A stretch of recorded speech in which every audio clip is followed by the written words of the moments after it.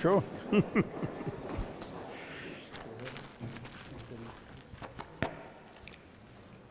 So, a very good evening to one and all. It's a great honor and pleasure for Indian Students Congress, ISC, and for me as the chairman of Indian Student Congress to welcome Dr. Shashi Tharoor to Aula of the University of Göttingen. Welcome, Dr. Tharoor.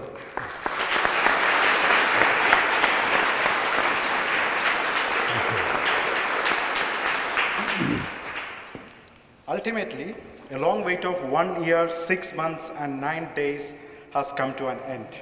Dr. Tharoor is here with us in Göttingen.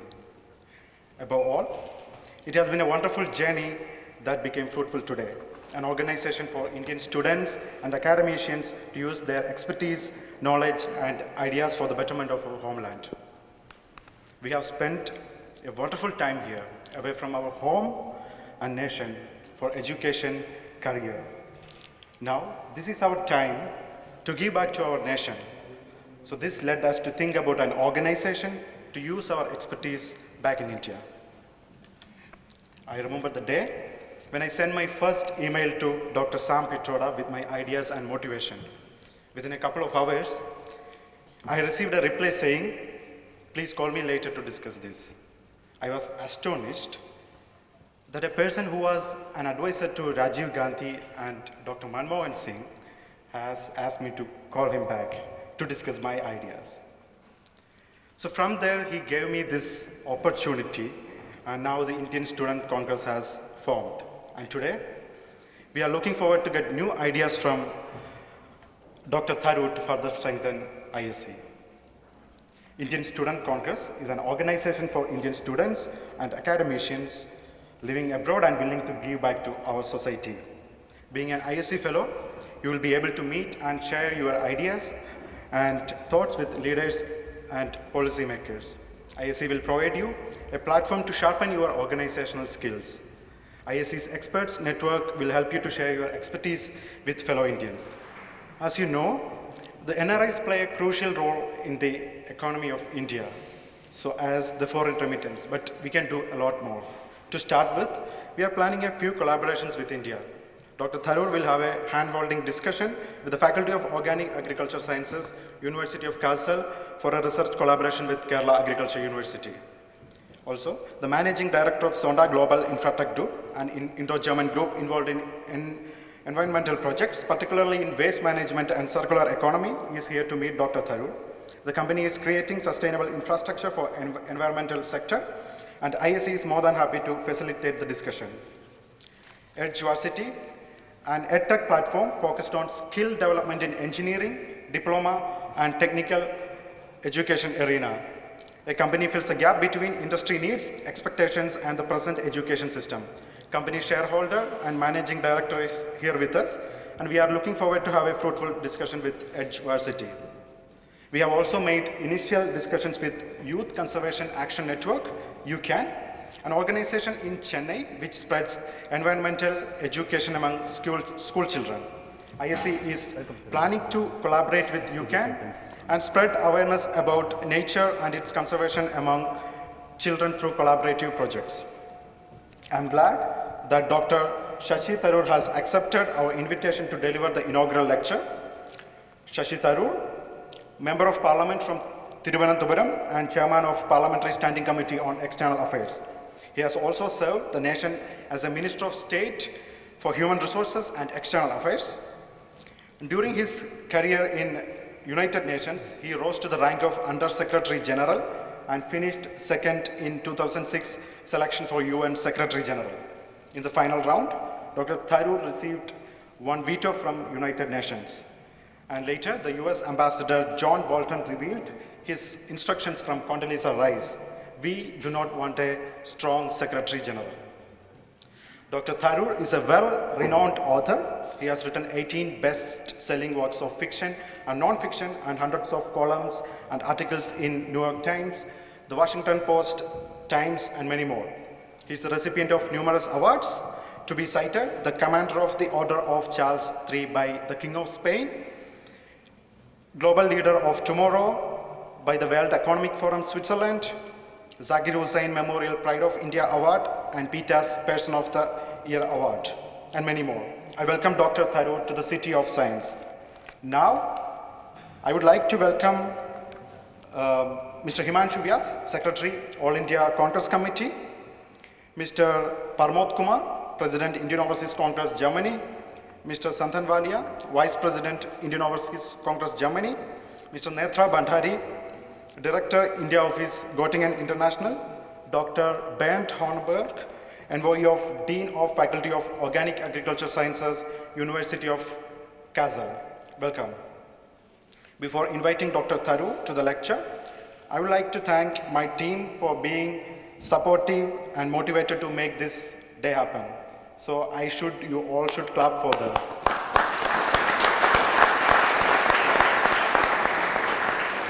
So now I welcome Dr. Shashi Tharoor to deliver his inaugural lecture. Welcome, Dr. Tharoor.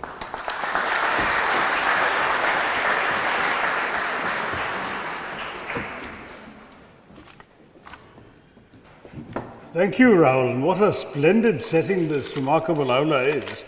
And it's so nice to see you all here and to realize that an event of the Indian Students' Congress can attract and assemble such an impressive crowd here in Göttingen.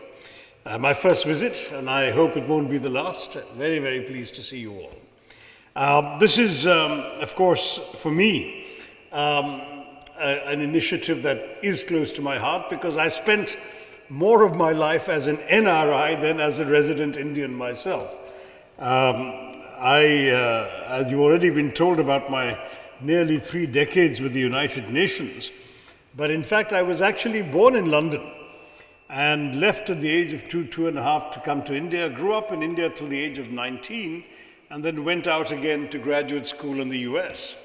And then from the age of 19 till I returned for good to India at the age of almost 53, I had lived abroad. So if you think about it, I still haven't managed to live half my life in India because I came back to India, entered politics. I've had a very interesting career, but at the same time, the majority of my life experience is as an NRI. And so being asked by Rahul and the Indian Students' Congress to talk to you about the role of NRIs in nation building is to me a particularly relevant topic close to my heart because throughout the time that I was abroad, India and the emotions that the very idea of India conjures remained very close to my heart, shaping my convictions, my outlook towards the world, and indeed the better part of my writings.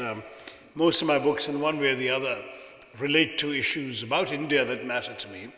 And as I used to remark soon after an interview I gave after the publication of my first novel, I once perhaps rashly said, India matters to me and I would like to matter to India. And now years later I have a chance to actually put my own feet and my own life and my own energies and enthusiasm towards making myself matter to India, and that's what I've been doing in the course of these rather tumultuous 10.5 years that I've been in our public life in politics. But I see the same sort of sentiment is very much there amongst most of our vibrant NRI communities around the world, because the fondness and passion for all things Indian has always been, I think, an integral part that animates the communities of Indians living abroad. We've not even talked about NRI, this title that everyone assumes everyone knows. I see a few non-Indians here. India invented this official term for its citizen expatriates. NRI stands for non-resident Indians.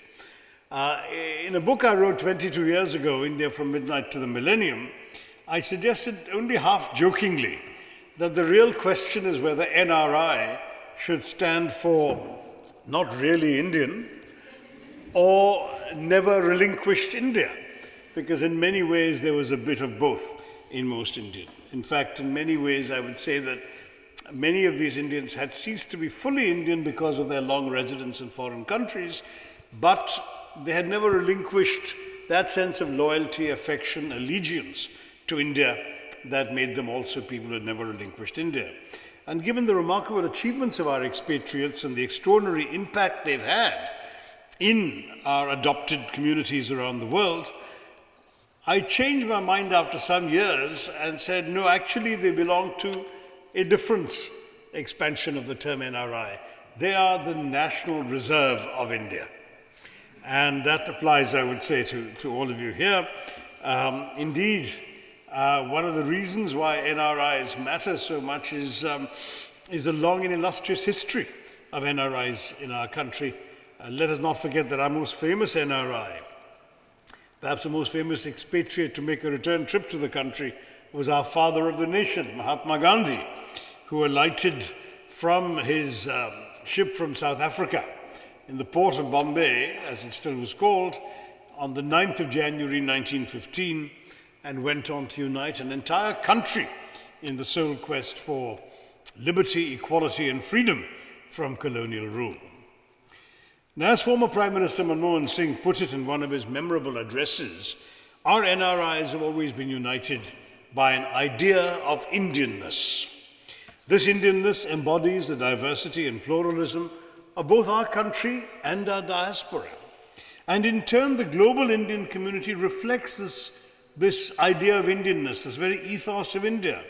Our heritage is a diverse and democratic country, open to the contention of ideas and interests within it, unafraid of the prowess or the products of the outside world, wedded to the pluralism that is our greatest strength in a democracy, and determined to liberate and fulfill the creative energies of our people. If you were to look back at the formation of the NRI communities, there have probably been in the 19th and 20th centuries 4 major waves of emigration. The first wave actually is before 19th. It preceded the era of imperialism and colonial rule. It comprised of an assorted collection of travelers, teachers, traders, who, despite the social norms and conditioning of their day, bravely left India and ventured out to forge their own destiny in the outside world. The second involved the forced migration of Indian labor as indentured servants of the British Raj, because when the British were forced by public opinion to abolish slavery, they replaced it with indenture instead, and indentured labor worked in slave-like conditions, I'm sorry to say, in many of the colonies of the British Raj. They forcefully were displaced from our land, from our country, and transplanted in colonies like as far afield as Fiji towards the east, and Guyana, or Trinidad on the west, and of course South Africa, Mauritius, and so on in between. And they were also transplanted into the theaters of war in the First and Second World War, as well as the plantations of the world, the rubber plantations of Malaysia, the tea plantations of Sri Lanka, and so on. The British are very good at moving people around for their interests and benefit.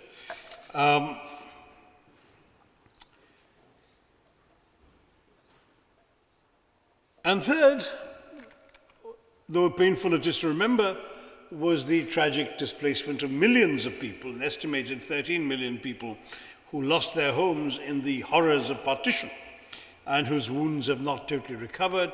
Some of them fled to our country, some went to other countries. One of Singapore's most brilliant diplomats was the son of a partition refugee from Sindh. And there are people in many other countries who also left because of partition. And then finally, perhaps the most recent vintage of people like you, that is the 4th wave of migration, contemporary phenomenon of skilled Indians seeking new educational opportunities and professional challenges in our globalized world. So I would probably divide this 4th wave further into 2 distinct categories. Sort of the A category is all of you, highly educated Indians. You go abroad to study and then you stay on to do further work and perhaps acquire new professions, new citizenships, new identities, and then more professional, more modestly qualified professionally, so less professionally qualified but often harder working migrants, from taxi drivers to shop assistants, who generally see their migration as temporary, who are driven by economic necessity. Their families often leave their families behind and go, and who remit a large share of their earnings and their income to India. Very often a much larger share than the higher earning professionals do, because higher earning professionals start their families in the West, and they're not there to support their families in India, whereas a lot of the blue collar workers do. And that's why remittances, which were briefly mentioned by Rahul, are actually overwhelmingly provided by blue collar workers to their own families. And we can come back to that later.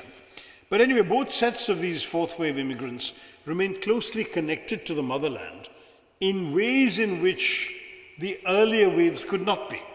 If you had gone off to Fiji or Guyana or Suriname in the 1850s or 60s, how do you stay in touch with your village? You were probably illiterate. There was no worthwhile postal system. Obviously, no other means of communication, no jet planes, no letters, no phone calls, nothing. And you lost touch. You knew you were Indian. You brought with you some memories of some customs, some religious rituals, perhaps some specific holidays your family celebrated. But beyond that, you were cut off from the sources of your identity. Whereas that's 150 years ago, 200 years ago. Today, all of you can be in touch with India at the press of the click of a mouse, at the dial of a phone, and thanks to VoIP, it doesn't even cost. When I went abroad to the US as a student, it was $12 a minute to make a 3-minute phone call to my parents. Sort of meant I had to starve for a week. Whereas all of you can call for free on a wide array of internet applications. So you're in a different league today. Now, all of you are also more successful than the earlier lot. And so India inevitably tends to regard you as a source of pride, support, and investment. Not only do we see our NRIs as net contributors to our economy and society, but also as positive reinforcements of India's image abroad.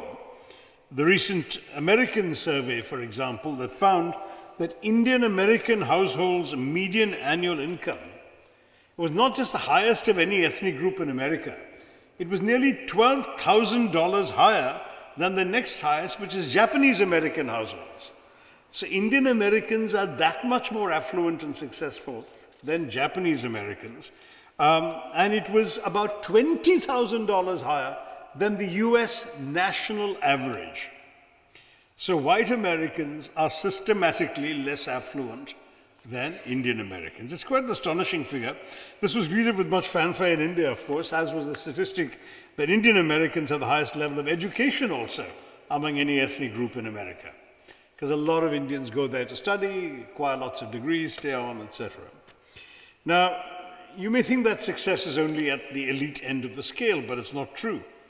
The story that I often like to tell, so you may have already seen me telling it on YouTube, is about Britain, where Indian restaurants, or curry houses as the Brits call them, have become so popular, proliferated to such a degree, that these Indian curry houses employ more people in England than the iron and steel shipbuilding and coal mining industries put together. So the empire can strike back.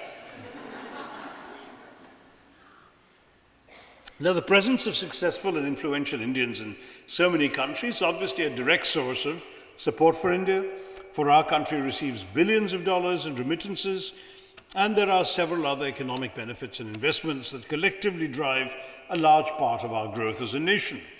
As of 2018, India was the largest receiver of remittances globally from our diaspora. We got about $80 billion in remittances last year. And China, which used to be number one till quite recently, came a distant second at only 67 billion. So Indians are not only sending money back home, the collectively remittances account for roughly 2.5% to 3% of our total GDP. And often these contributions are pivotal to the success of the recipients in India. Today, as India's economy continues to grow, a number of NRIs are returning to India and starting entrepreneurial ventures. This phenomenon, which even has a label now, it's called returnee entrepreneurship. There are prominent Indian startups. A couple of names that I've come across are Sundaram Medicals, Mitra Biotech, which were actually founded by NRI returnees. They had built their careers abroad, decided to come back to India, started these companies, and they've become very successful Indian startups. NRIs remain a key source of investment in the country. They come in on a more regular basis than foreign direct investment, inevitably, because Indians feel they have a stake in India. NRIs invest in a number of avenues, ranging from the usual fixed deposits in banks. I think you're all too young here to remember the days when the government was going through a foreign exchange crisis and offered a better rate of interest for Indians putting money in hard currency in Indian banks. And many of us took great advantage of that back in the 70s and 80s.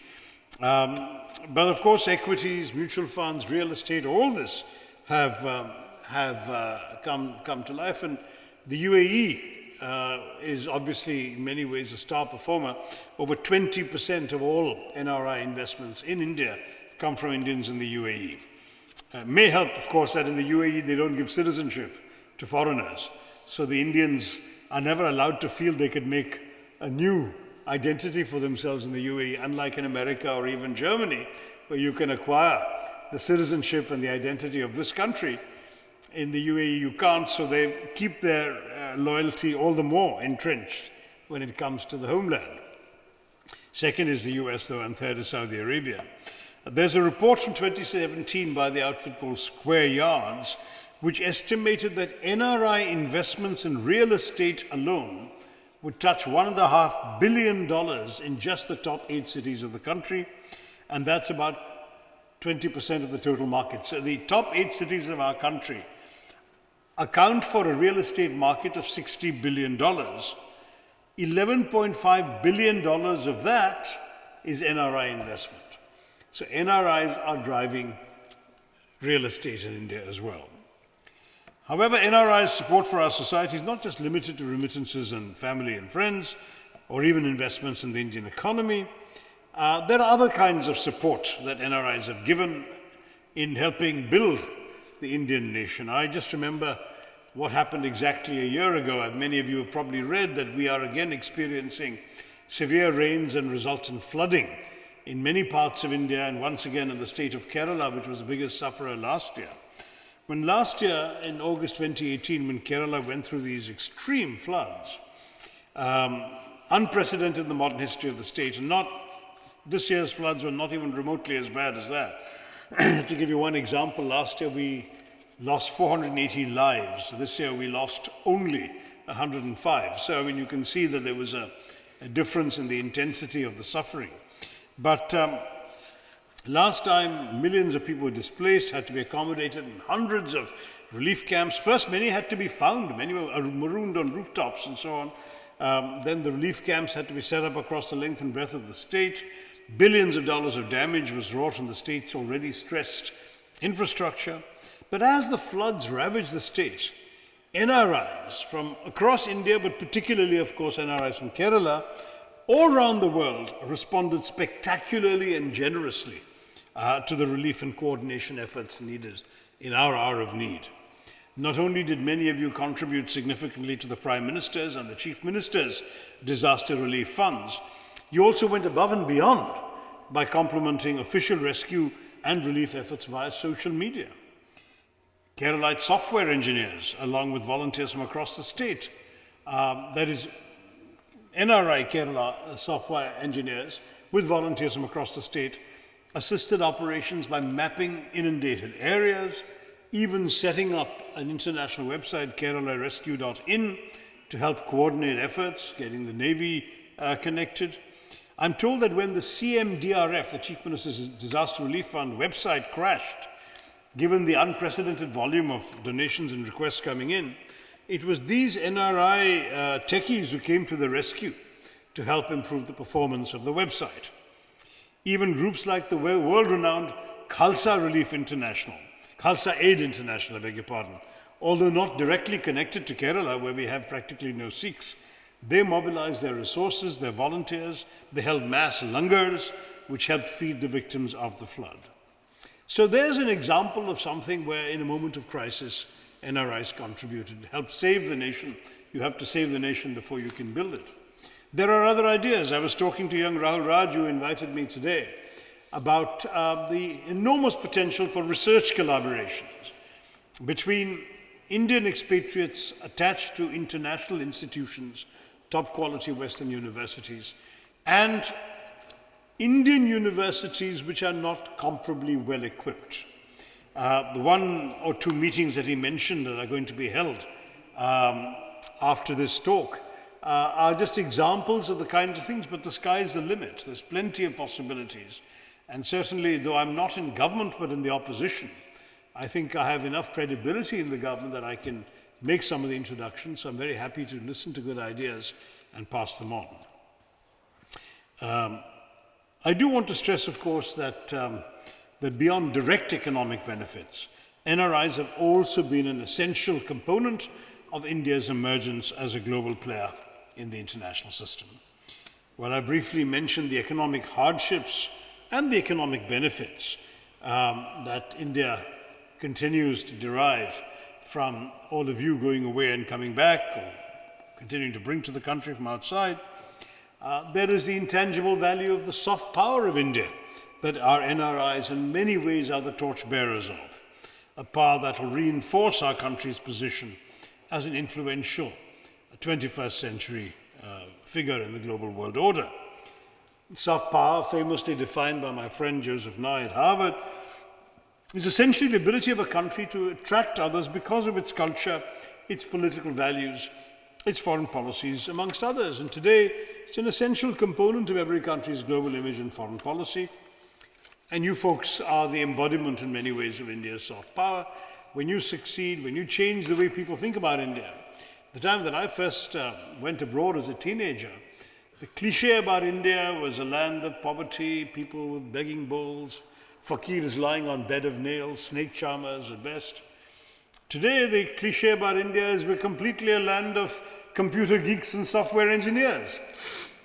I remember meeting a rather anxiously perspiring European at Schiphol Airport in Amsterdam, who said to me, this is some years ago now, but it's a true story. He said, you're Indian, can you help me fix my laptop? You know, this was the immediate assumption that somebody in crisis would turn to an Indian. So, at the same time, look at America's image in the world. I mean, let's face it, Hollywood, MTV, McDonald's, Coke, Levi's did so much more for America's image as this extraordinarily attractive society, this progressive, liberal, capitalist bastion, than any of the multiple wars the US Army fought or any other government activity. The Bolshoi Ballet does more for Russia than marching into Ukraine. Right? So this is the way in which soft power really works. It emerges only partly because of governments, partly despite governments. So all of you are very much emblematic of India's soft power in the world. It's in this context that our massive diaspora, NRI population, have been pivotal to the growth and emergence of India in the global world. In order to have and utilize soft power, you have to be connected. Today, channels of communication, the internet, and the social media boom have all enabled Indians from within the country and around the world to stay connected. India has a thriving smartphone market with some of the lowest data charges in the world.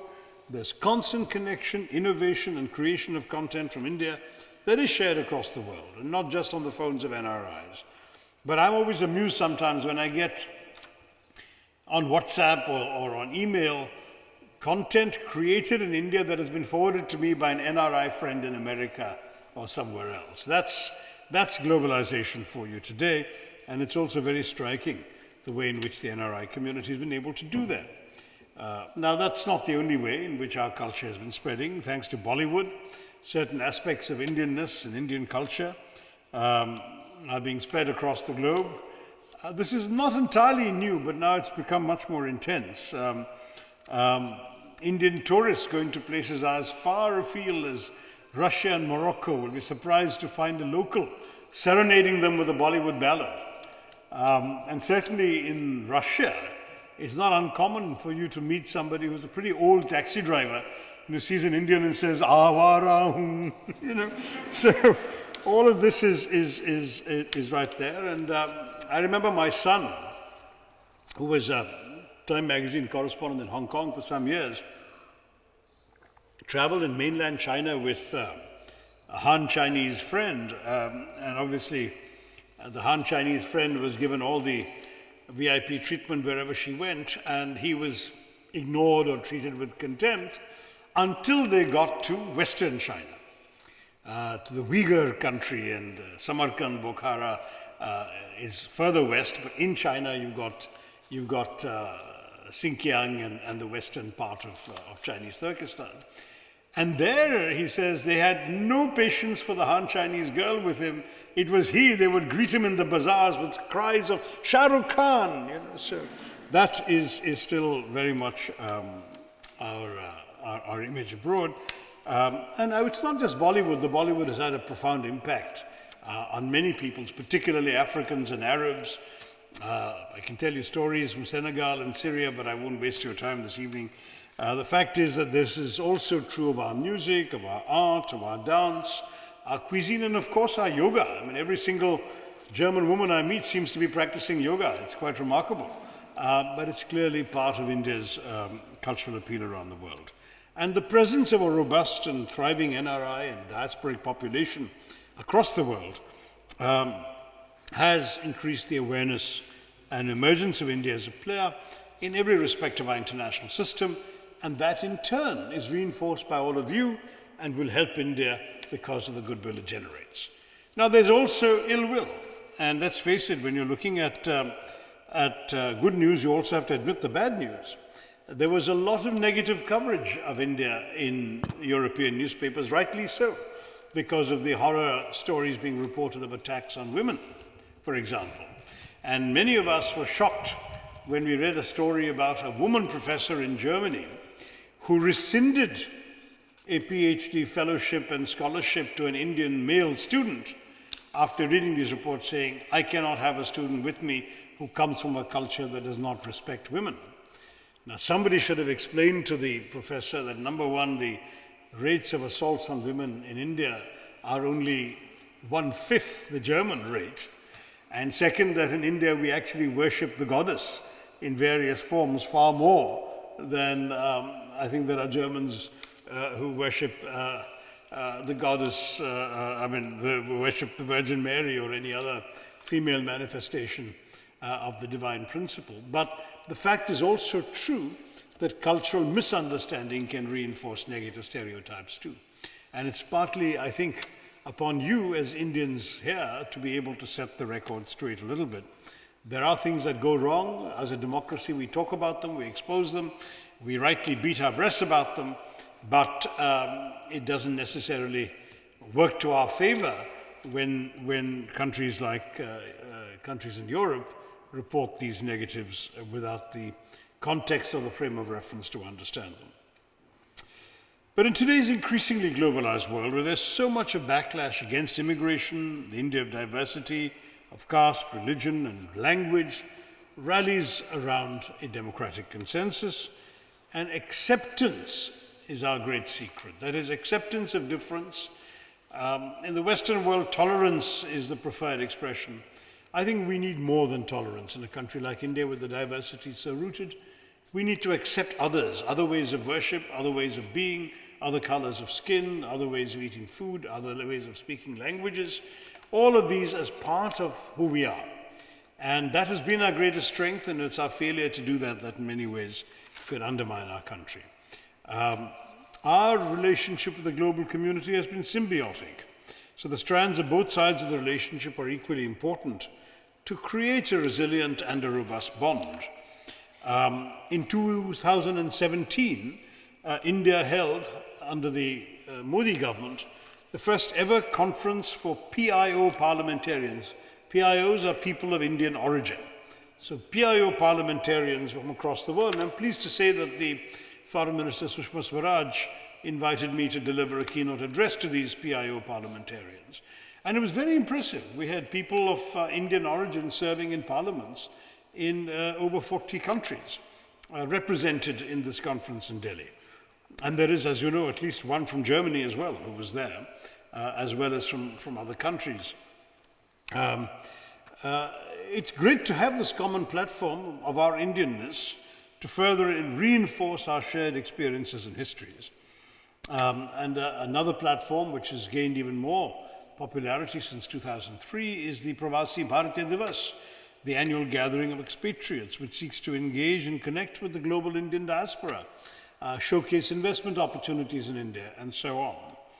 To my knowledge, no other country has quite anything like it, this annual jamboree of the diaspora conducted with great fanfare by the government. But we need to do more than just host events to empower and enable our NRIs. I think we need to offer more rights and privileges and opportunities. As somebody who was an NRI, I fought for the rights of NRIs as a delegate to the Pravasi Bharatiya Divasas.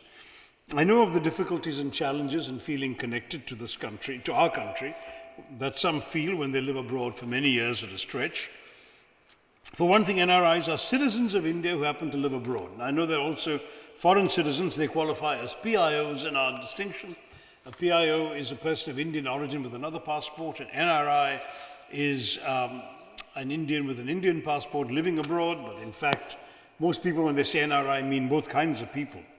But the fact is that if you're still an Indian passport holder, why don't you have the right to vote in India? Why shouldn't you have the rights of Indian citizens living in India? So I introduced a private member's bill that would permit this more easily. And I also introduced a private member's bill that would permit dual citizenship, which some other countries do permit, the US, the UK, Ireland, Israel, Pakistan. They all permit dual citizenship, but India does not. And my argument, of course, is that while some conservative and so-called patriotic Indians look down upon those who forsake their Indian passports because they have jobs or lives abroad, I've always maintained that taking a foreign passport for economic compulsions or even for merely travel convenience does not make our brothers and sisters any less Indian. I think there are many who are Indian in their heart and give up their passports with great reluctance because they have no choice under Indian law when they have to become foreigners. But if they could keep both, they would be proud to be Indian as well as American or German or whatever else the possibilities would be. I think it's also important that the vote be provided, as I mentioned. NRI voting is a controversial issue in India. The only law so far that's been passed is one that gives them a chance to come back and vote during the elections. But how many people are going to come all the way to India from wherever they are to cast one vote? Most will not.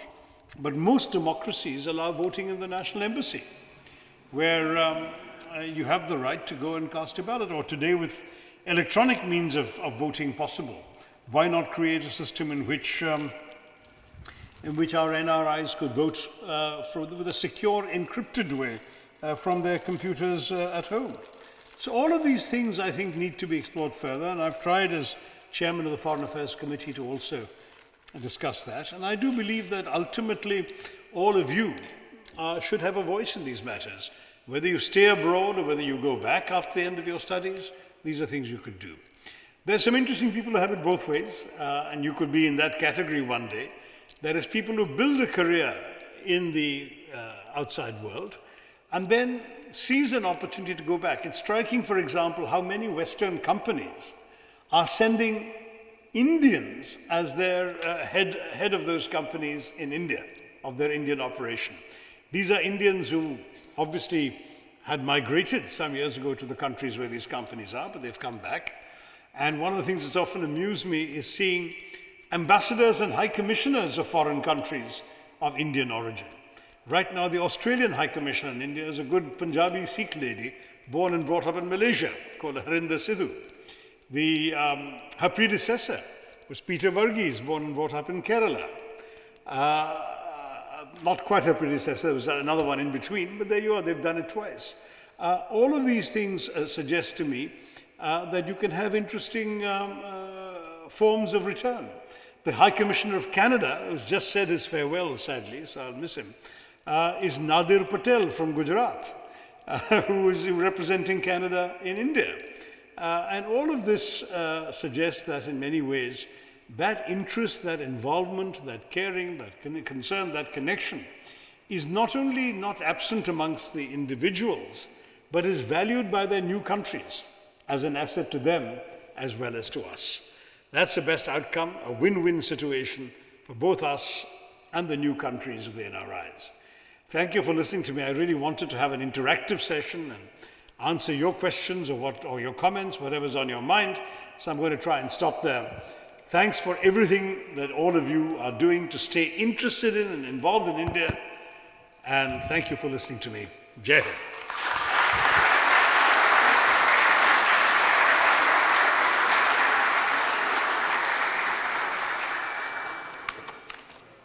So thank you very much, Dr. Tharoor. So the session is open for questions. So someone got a question? Yep. Anyone on anything? It doesn't have to be only on NRIs. You can talk about Indian politics or whatever you want to talk about. Swarnim, there is a lady. Hello. Thank you. Hi. Thank you for that very You can inspiring stand up, talk. please. The camera is there, so. All right. I think my question is something that you touched upon only briefly. So with regard to the politics, right? The fact that we can't vote is a huge disadvantage to people who stay abroad. But apart from that, as NRIs, I think the fact that we're away from the country provides a sort of an insulated environment where we can kind of stay blind to things that are happening in the country. So would you have, and I've been thinking about this, would you have more concrete ways in which Indians living abroad can participate, can have more involvement in the politics, in political matters of the country, especially in times like now? Well, there are 2 or 3 obvious ways that people are already doing. One is definitely by participating in the national discourse, the national conversation on social media. In fact, some of the fiercest warriors of the BJP appear to be people who are comfortably living lives in foreign countries, but are passionately agitated about the rights of Hindus in India and so on and so forth. And I've always been curiously struck by the fact that when you go on their social media profile, they turn out to be parked somewhere in Europe or America or even the Middle East, where they thrive in an atmosphere of pluralism and diversity that they wish to deny to their own countrymen and women who happen not to follow their faith. But that also happens. So social media is one obvious way of staying involved. A second thing to do is to actually make it a point when you come back every year to take an active interest in political issues at home, attend meetings, participate in various bodies. The Indian Overseas Congress, which Himanshu Vyas is representing here, has chapters in every country, including in Germany, and often multiple chapters in different cities. I've just addressed a group of IOC members in Hamburg yesterday before coming here to Göttingen. When Rahul Gandhi was here, he addressed a rather large meeting in Berlin. So there's lots of opportunities where you can be involved while you're in this country, but also you can go back and through the Overseas Congress cells, make connections to people there. I've seen, for example, I happen to know the president of the Overseas Congress in New York, and during the recent Lok Sabha elections in Punjab and so on, he was very active there. He was campaigning, he was present. These things are entirely possible, and in fact, in Indian law, there is no bar on even a foreign citizen campaigning. There's only a bar on foreign citizens giving financial contributions. So you can actually come and support candidates without giving them money. A third thing that I've already mentioned in my speech is contributions and donations in times of need, flood relief, earthquake relief, all that sort of stuff. A fourth would be to try and support projects back home. There are various ways you can do this if you don't have the time or attention to be able to give to an individual project of your own devising. Support others. I know in the US, again, I give too many US examples because I lived there for a very long time, there's a group called Pratham, there's another group called Asha, both of which focus only on education in India. So they raise money in America, but they don't spend it in America, they spend it all in India in improving educational opportunities for underprivileged children, children going to government schools, that sort of thing. So there's a way in which you can directly support a good cause by giving money to a larger charity that will do the work that has a proven track record. But if you have the time and interest yourself, you could come back and start something yourself. I know NRIs have done everything from coming back and giving significant resources to their own childhood schools, to even starting their own institutions. One gentleman I met started a college in his village only for women, because he remembered his mother's struggles because she didn't have an education. So all of these things can be done, and really there are very few bars. I mean, the only thing that NRIs can't do really is vote or own agricultural land. Pretty much everything is open to you, and I would urge you all, as long as you care, please be involved. There are plenty more things you can do. Yeah, here, please.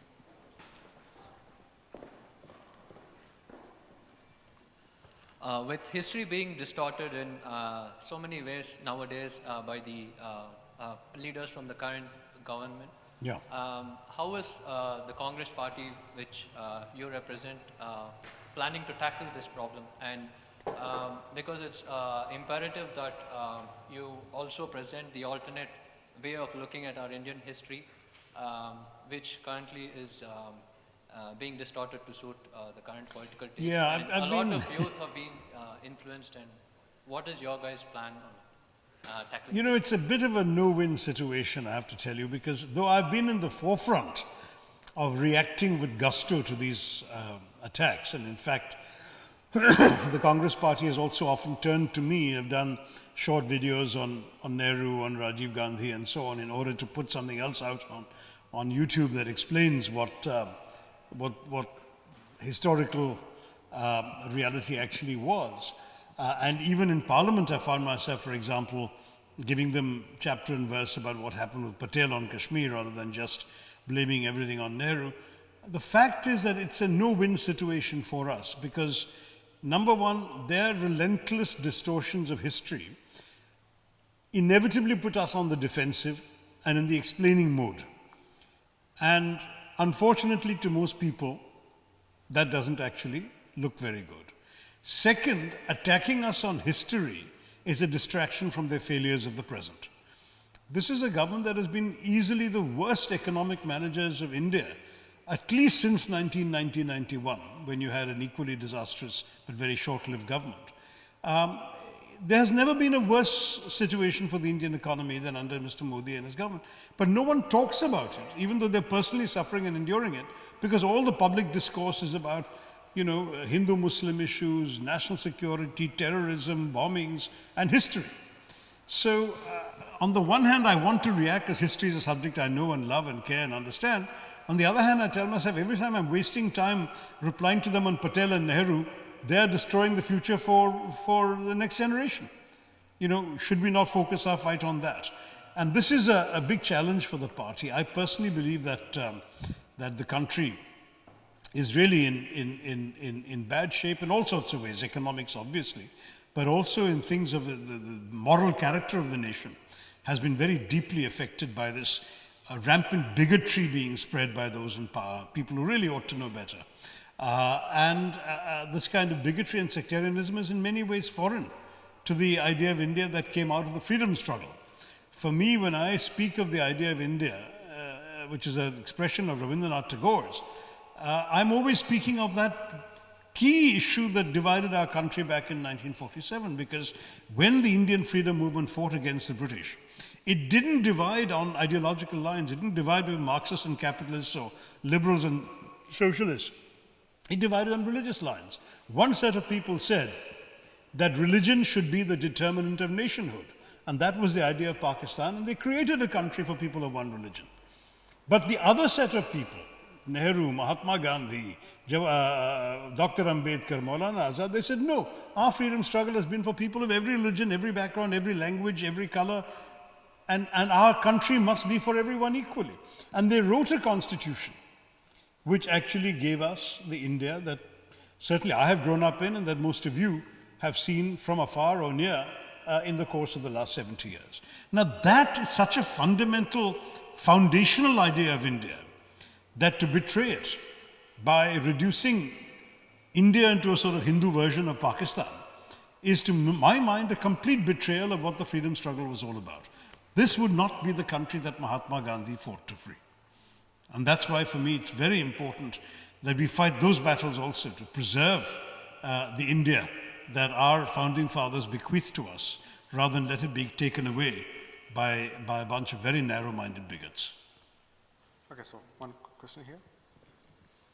So this is about a topic, something that you already mentioned. We as Indian experts feel very frustrated as well as helpless at times with the recent developments, and we wonder often what we can do to change the situation and the thought process of people who are the majority, who are thinking in lines which we cannot change. So your thoughts on that, please. It's a tough one, you know. You can come and reinforce our hands, support politicians and institutions that speak up for tolerance, for good things, for the kinds of positive values that you believe in.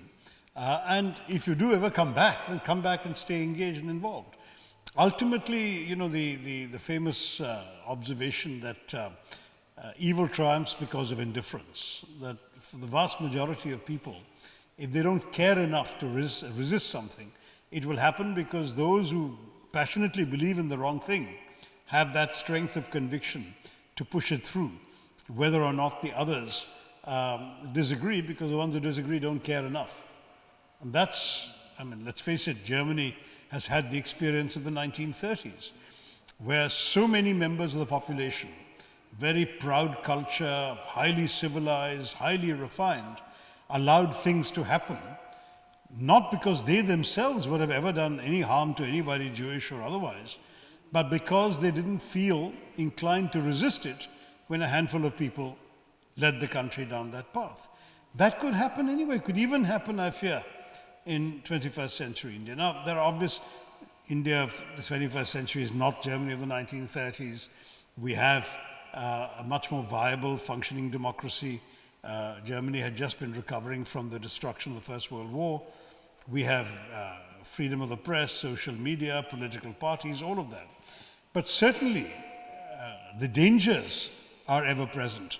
And if we're not conscious of them and we don't resist them, then of course anything could go wrong. And so it's extremely important that those of you who care about these things should reinforce the hands of those of us back in India who are fighting the good fight. So I would like to close this open No, session. let's see, lots more hands up here, it's okay. Let's go on for a few minutes. But we have another 6 questions selected, so maybe I Six can open selected it. questions. I can open it once if we have time. As you wish. All right. So, Okay, that so lady standing up with the mic, let her finish, and then Okay, we'll yeah, I have a mic. take. Thank you. He's Thank got you so 6 much. selected questioners, so we have to give them a chance. Thank you very much. Thank you for the questions as well, because I felt that your talk wasn't really political. It's difficult to be political all the time as a politician. So at this moment, I would like to ask, what do you think about the fact that a lot of dialogue amidst NRIs is quite right conservative in times of trouble that we face in India, especially even with the current Kashmir shutdown? We have a lot of dialogue that is being generated, which is quite anti-Islamist, which is garnering for a Hindu India. And it is great that NRIs are contributing to a great aspect of economy in India, but I think we have to be hypercritical about this conservative dialogue that is being formed. And what would you suggest? What is your take that to disseminate this as you mentioned, the idea of the original independent India, how do we do that actually? Because in many circles that I've come across here abroad, it's so easy to be some type of Indian which is so discriminatory, which is so casteist, sexist, racist, all these things. And it is a form of expression, freedom of expression even, but it doesn't take into account the fact that it has a very negative effect. It changes the momentum of things, even though you are an NRI. That said, the other comment that I would like to make is that I think it's very important to not sort of downplay the effects of assault, the effects of sexual violence that women face in India. And I think it's never an aspect of comparison. It's never good to compare it with another country. And this is a very, very major problem.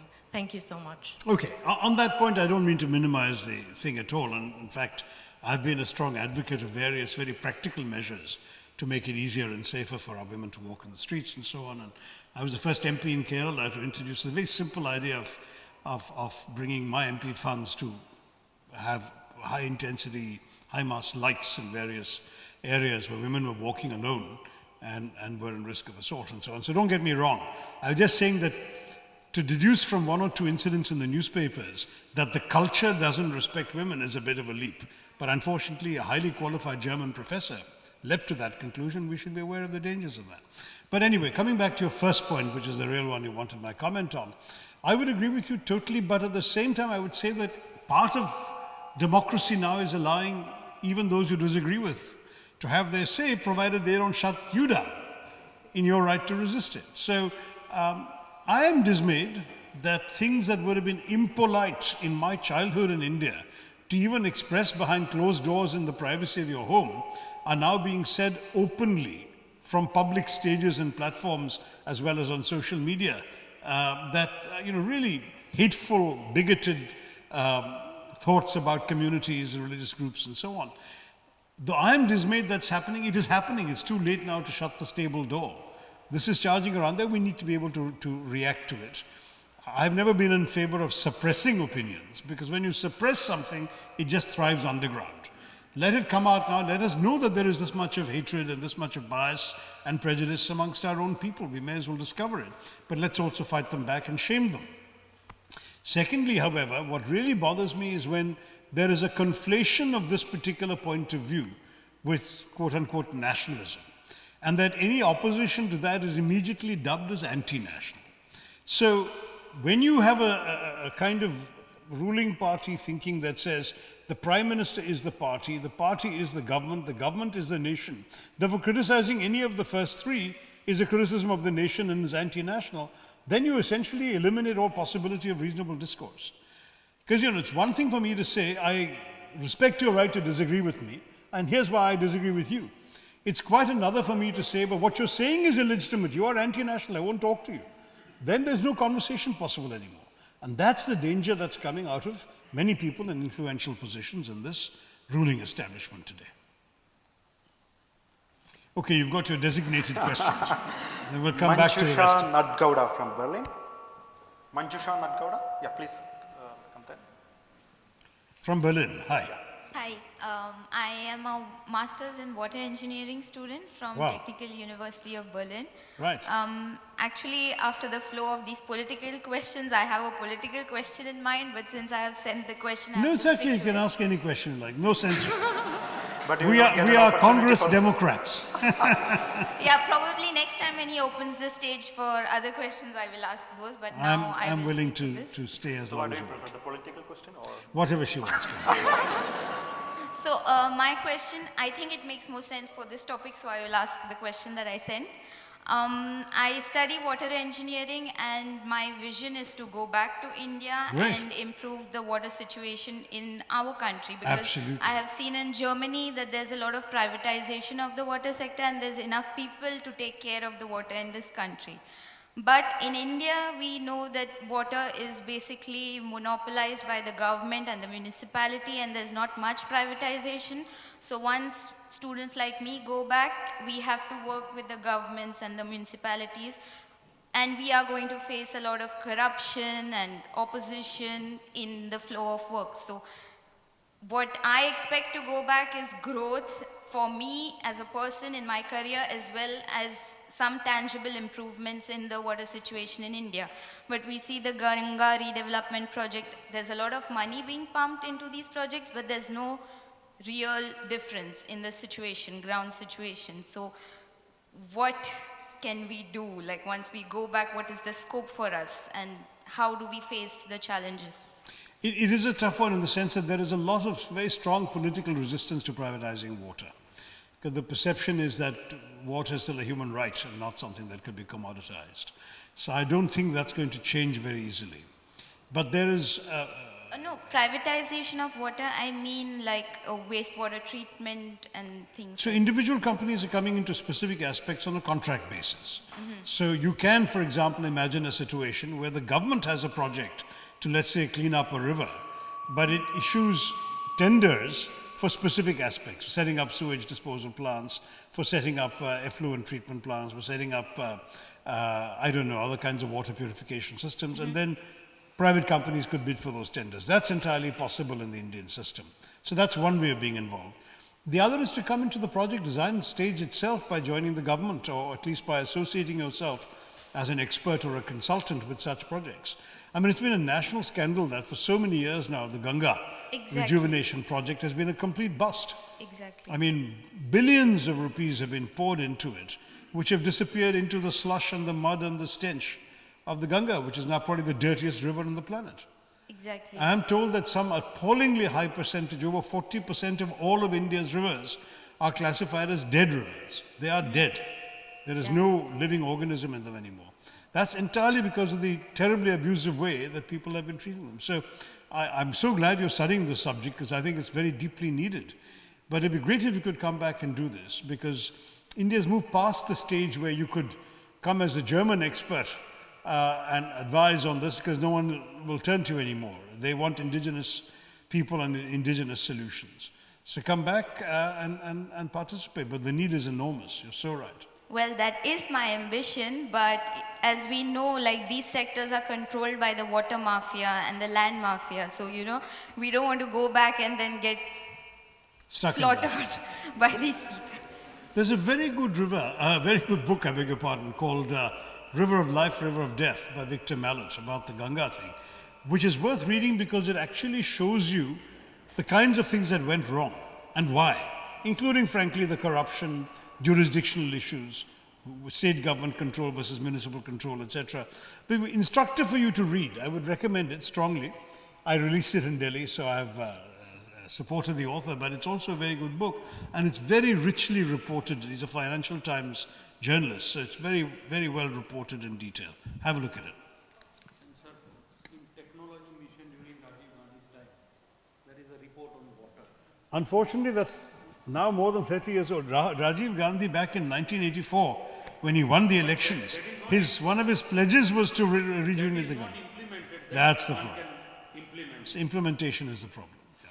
So Joshua Joy from Dresden. So please directly to the question. Yeah, just one. I'm so happy that you came to Germany. And thank you. And this is the first time I'm seeing an MP that too in Germany. And I'm from you are the MP of my birth city. Little closer to your mouth. You are the MP representing my birth city, Thiruvananthapuram. So I'm glad to hear that.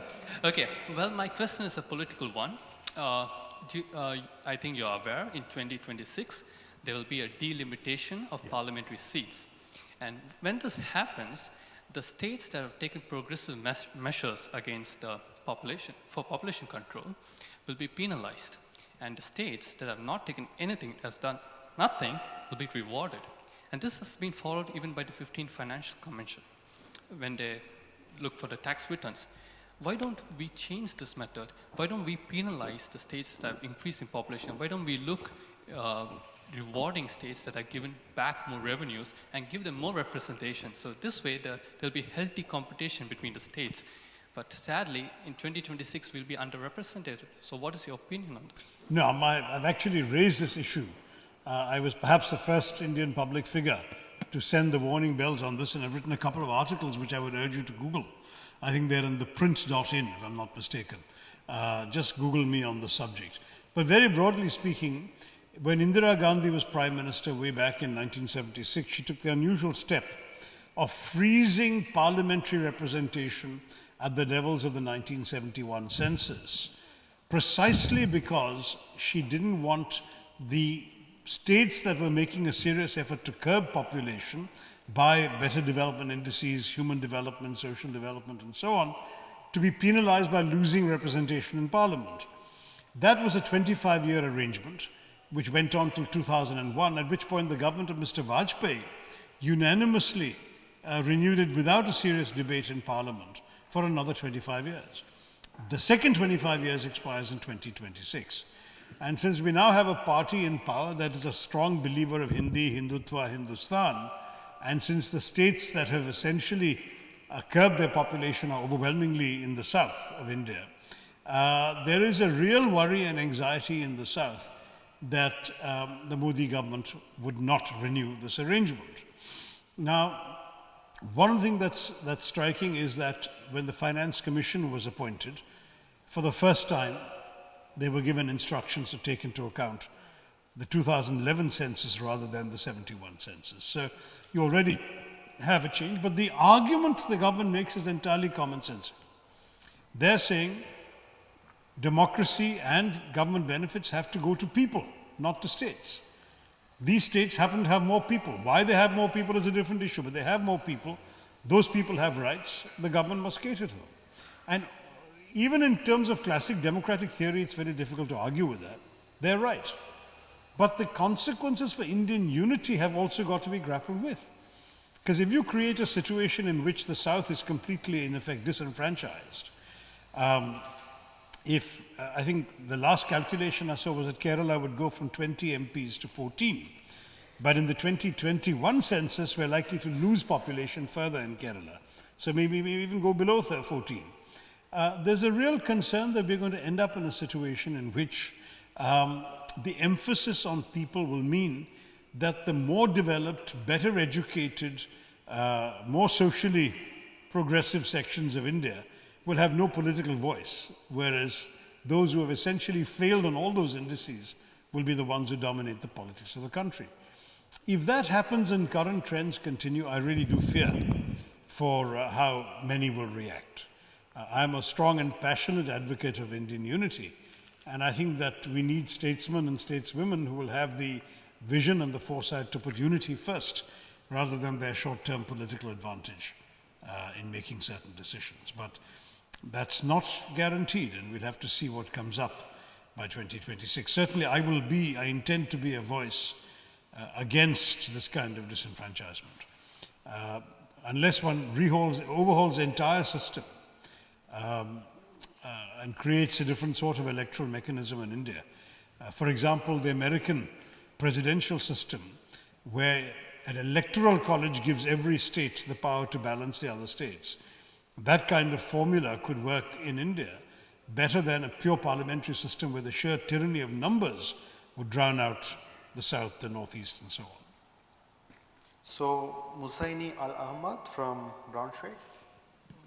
My question is about education in India. A little closer, please. My question is about education in India. About? Vocational trainings. Yes, absolutely. So India lacks an organized system of specialized trainings to promote certain jobs, certain professions, which are usually nowadays passed from one generation to another. So could these professions be incorporated into mainstream higher education? One, to strengthen the low strata of the society, and two, to destigmatize the... What you're saying, my dear friend, is music to my ears, because this is exactly what I recommended when I was very briefly for a year and a half in the Ministry of Human Resource Development. Totally correct. In fact, the German apprenticeship system is a very good model to begin with, but it's deeply embedded in their culture and it's not in ours. We have a real problem in our country, because if you want to be a potter or a carpenter tomorrow, you better have a father or an uncle who's a potter or a carpenter, because nobody else will teach you. So what we wanted to do was to borrow from Germany and America the idea of the community college, which is that, first of all, we wanted to introduce vocational training in the higher secondary level. So from class 8 onwards, because class 8 you have a very high level of dropouts across India.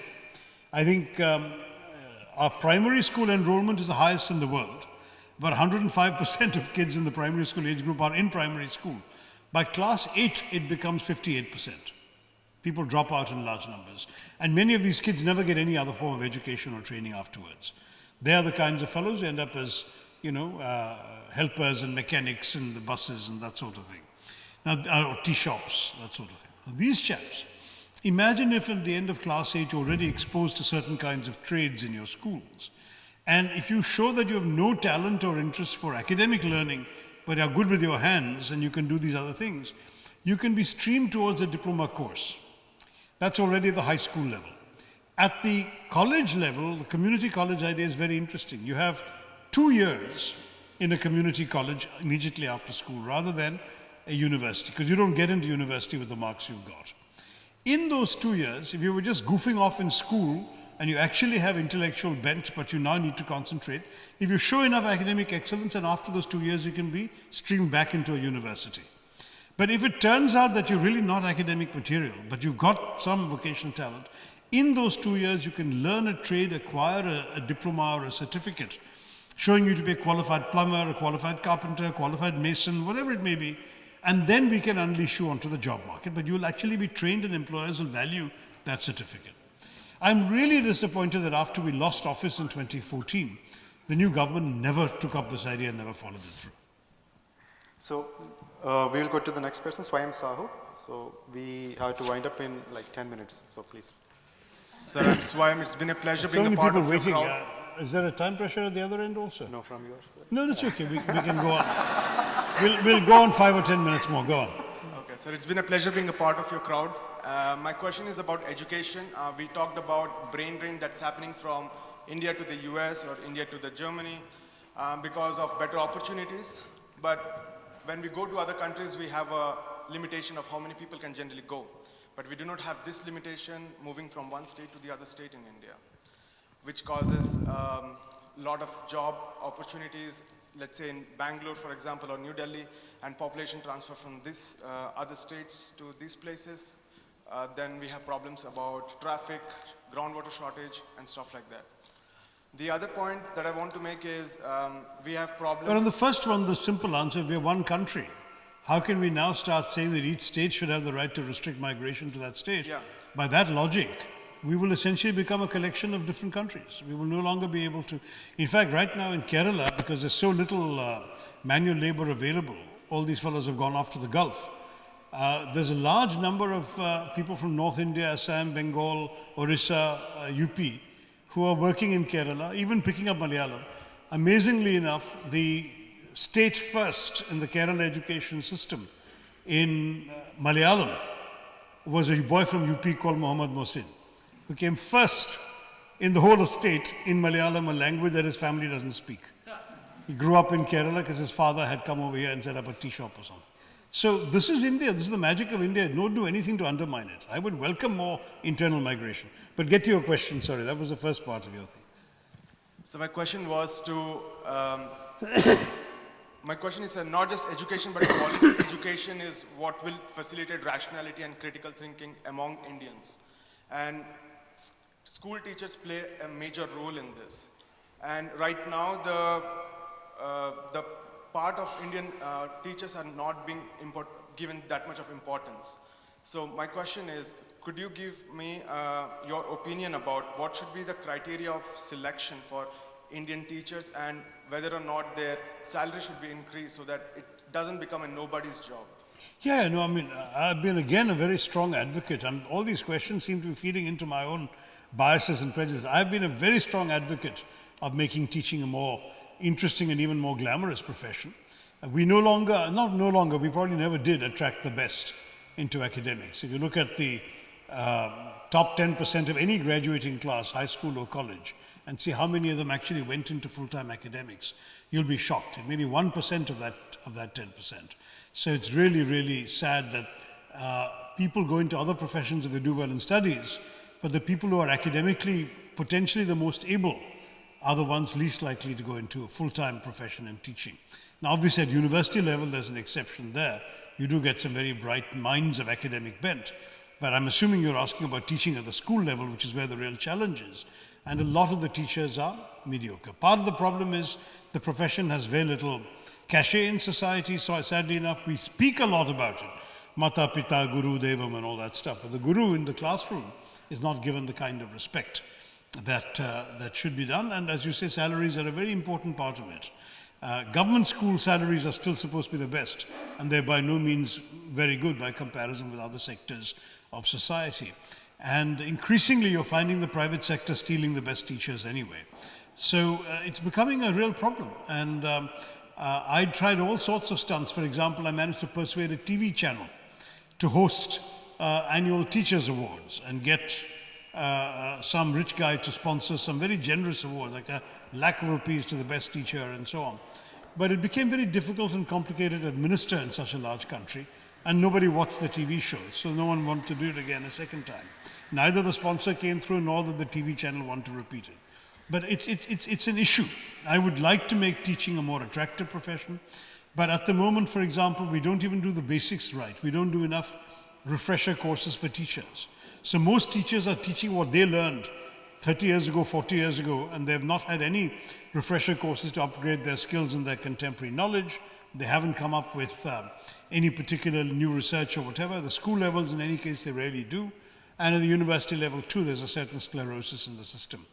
I'm open to good ideas, and I think, I was speaking to our education minister about the importance of a creative approach towards strengthening our teaching capacities, including perhaps giving beleaguered teachers more help through teaching assistants in all the classrooms.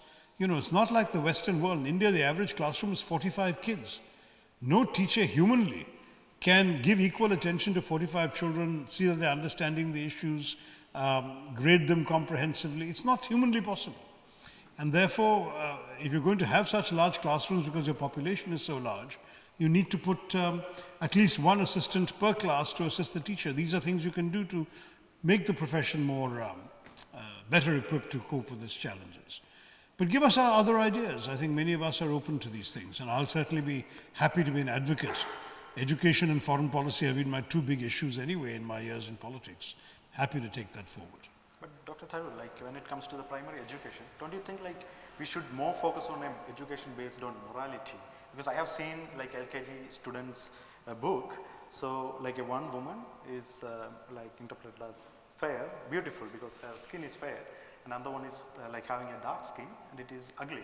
So. Well, those are very silly biases and prejudices. You're right, that kind of thing exists, but that shouldn't happen. I mean, there should really be a check on these things. I've also, in my time, we introduced a values education kit in all the central schools, where every child from class 6 onwards is taught ethics and values as part of school curriculum and not just something that you expect the parents to impart at home. There's no question that school can be an extremely valuable place for teaching values, because most children spend more time in the classroom with their friends and with their teachers than they do it with their parents at home. So yeah, I think there's a lot more that can be done. Part of the challenge is our system where school education is a state subject.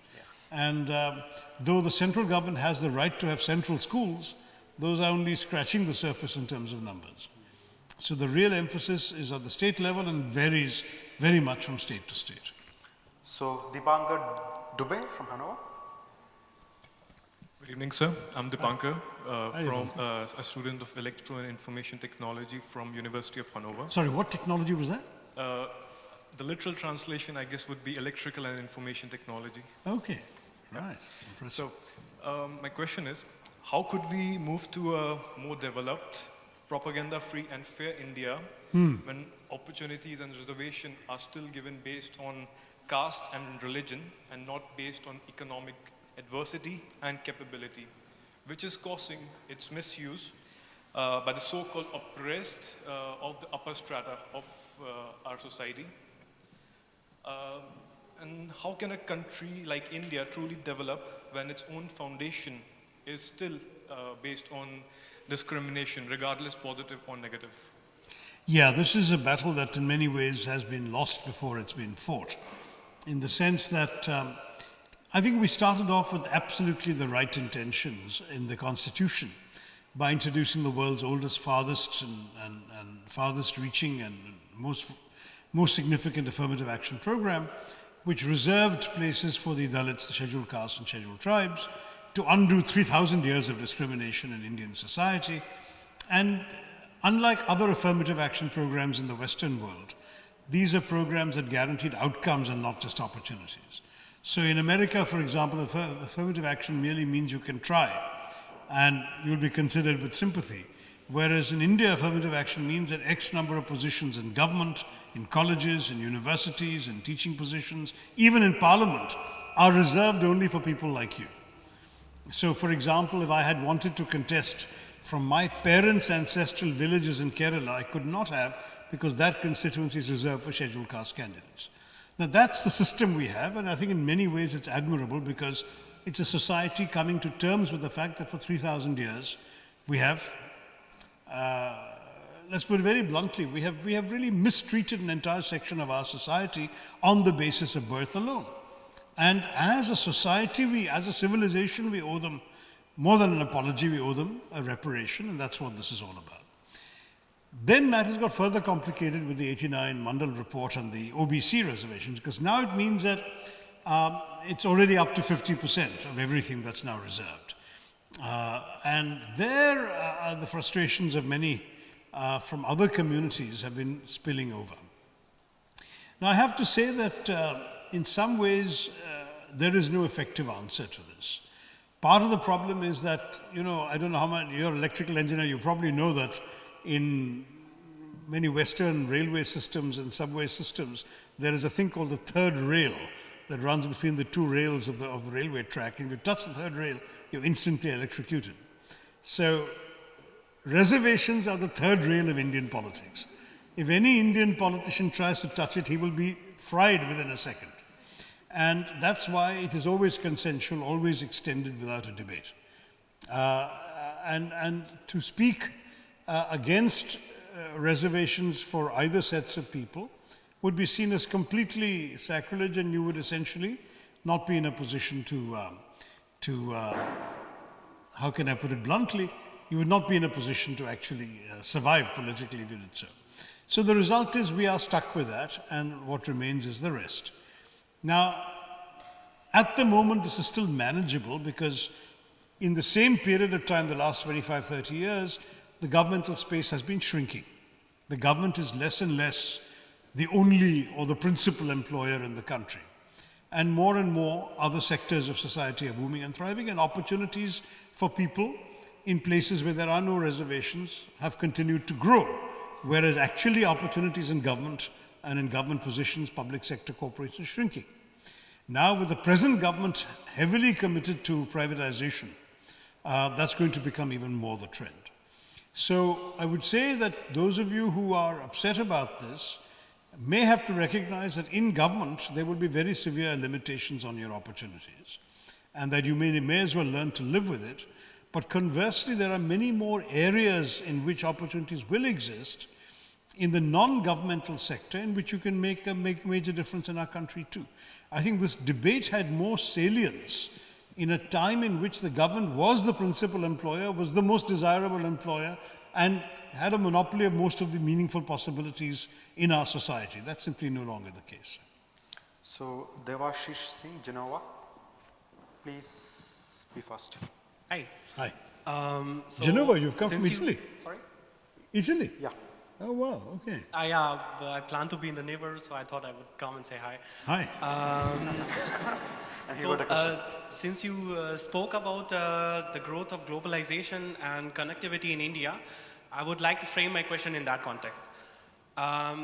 So, as an opposition leader, what strategies can you think of, like effective strategies to combat the systematic brainwashing of masses that is going on in India by the abuse of technology, to spread hatred, intolerance, lies, misinformation, and to convert people into ideologues of nationalism, nationalism of a wrong kind, not a right kind. So what? As you can imagine, I agree completely with you and share your concern. But having said that, there is no easy solution. There's one good short-term solution, one good long-term one.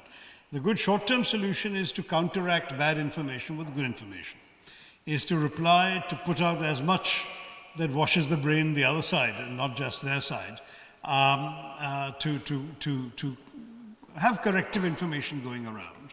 And the second longer-term solution is improve our education system so that our youngsters come out with a brain that has been sufficiently understanding of context to be able to gauge some of the far-out claims. But I can assure you the challenge is great. When your Prime Minister says that Lord Ganesha's head on human body is proof of existence of plastic surgery, you have to despair because, common sense will tell an average person, not even a very educated person, that the smallest imaginable elephant head cannot be grafted on the largest imaginable human neck. And therefore, how on earth could this have been done? It was merely meant to be a symbolic, metaphorical image.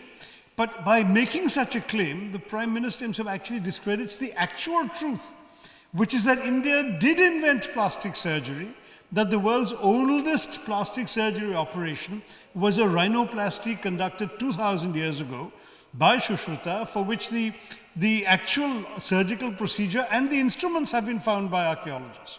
So we actually have a proud record in surgery in India. But you make these ridiculous claims and you completely discredit the truth. The same with these absurd ideas that we had jet engines and Pushpak Viman in the Ramayana and so on.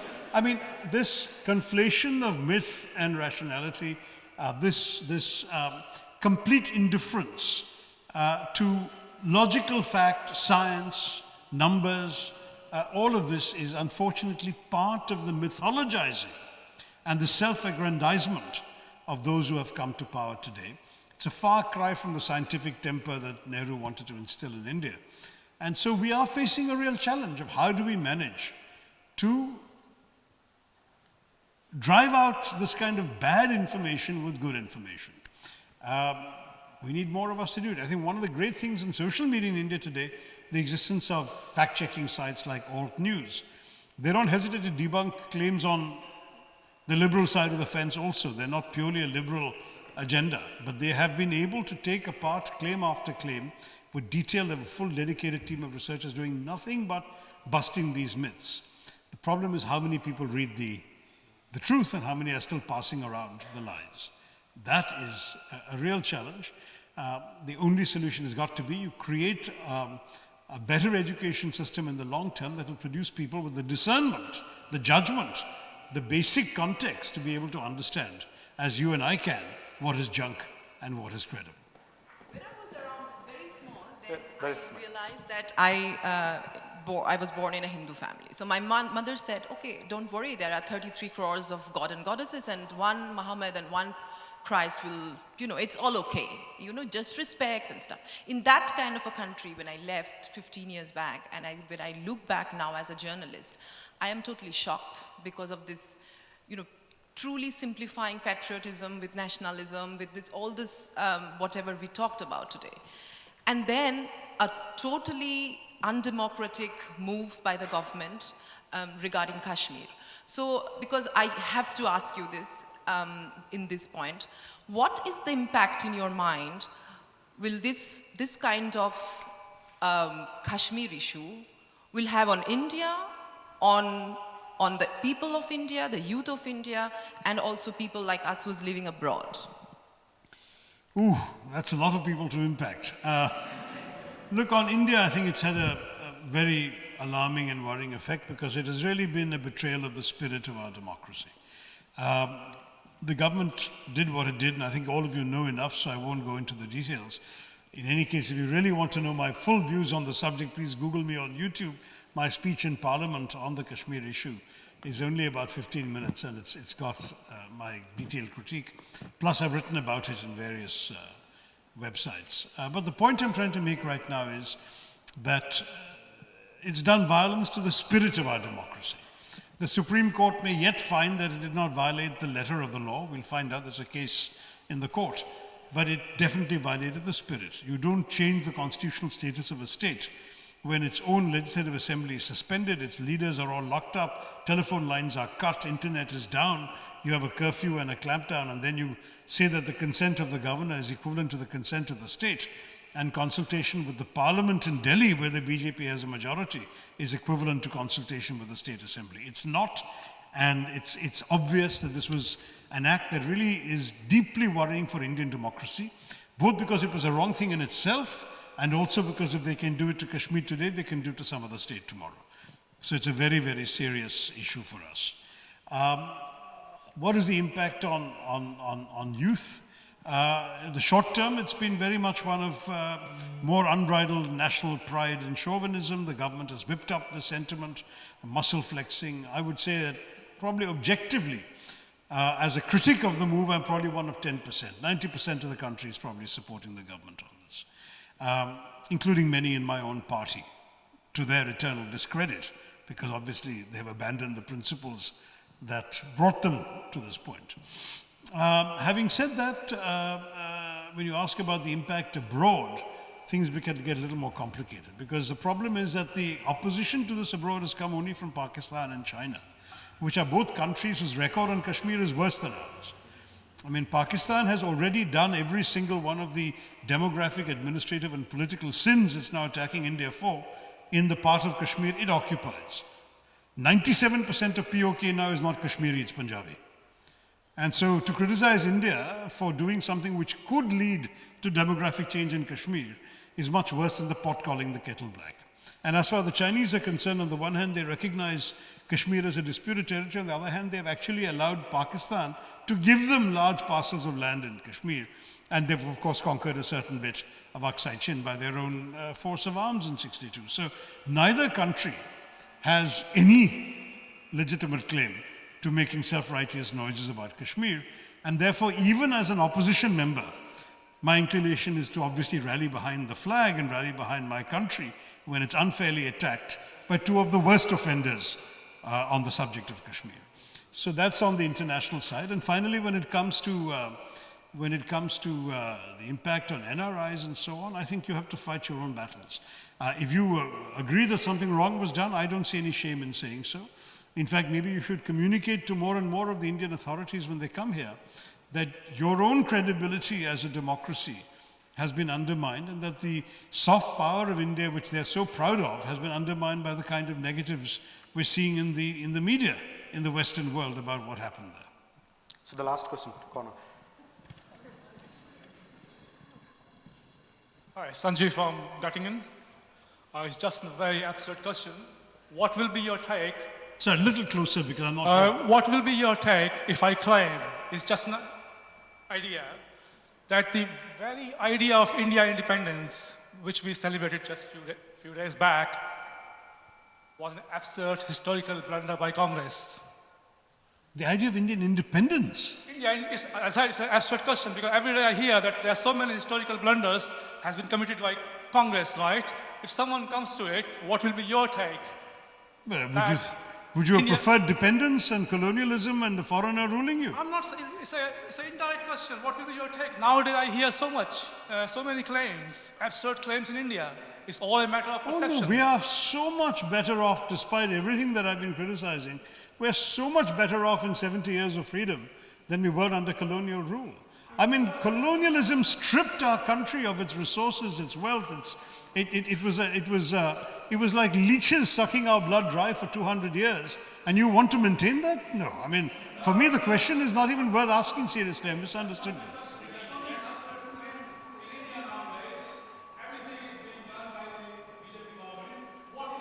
Well, we'll have to then rise up and turf them out of the next election. That's what democracy allows.